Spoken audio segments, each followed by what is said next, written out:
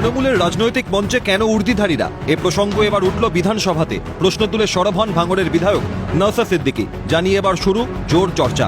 গত মে মাসের 25 তারিখ ভাঙড়ের কাটাখালের ওপর মিলন সেতু নির্মাণের শিলান্যাসের অনুষ্ঠান ছিল বিজয়গঞ্জ বাজারে। উপস্থিত ছিলেন ক্যানিং পূর্বের বিধায়ক শওকত মোল্লা সহ তৃণমূলের একাধিক নেতৃত্ব।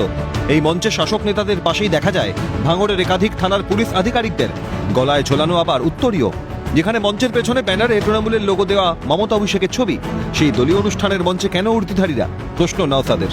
ভাঙড়ে শান্তি ফেরানোর জন্য মুখ্যমন্ত্রী কলকাতা পুলিশের আওতায় আনেন, কিন্তু যদি তারাই শাসক দলের দলীয় অনুষ্ঠানে এভাবে উপস্থিত হন, তবে পুলিশের নিরপেক্ষতা কোথায়?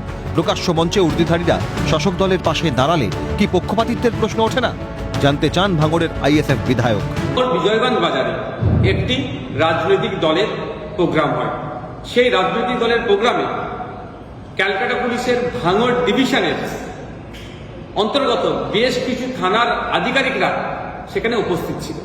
মুখ্যমন্ত্রী ভাঙড় ডিভিশন তৈরি করলেন নিরপেক্ষতা বজায় রাখার জন্য, এলাকার শান্তি ফেরানোর জন্য, কিন্তু আমরা দেখছি সেই ভাঙড় ডিভিশনের বিভিন্ন থানার কর্তারা শাসক দলের তথা রাজনৈতিক দলের প্রোগ্রামে উপস্থিত হচ্ছে।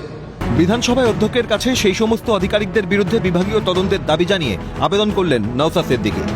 আজকে বিধানসভায় স্পিকার স্যারের মাধ্যমে সেই সমস্ত পুলিশ কর্তাদের বিরুদ্ধে বিভাগীয় তদন্তের দাবি জানিয়ে আবেদন করেছি যে ক্যালকাটা পুলিশের যে নিরপেক্ষতা নিয়ে প্রশ্ন তুলে দিচ্ছে ওই পুলিশ কর্তাদের উপস্থিতি, এই বিষয়টাও আজকে মেনশন পর্বে বলেছি।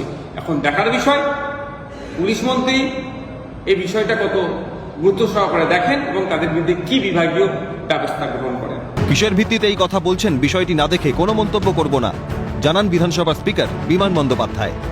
প্রতিদিনটা ভালো করে দেখবো, কি কনটেক্সটে বলেছে আমি না দেখে কোনো মন্তব্য করব না।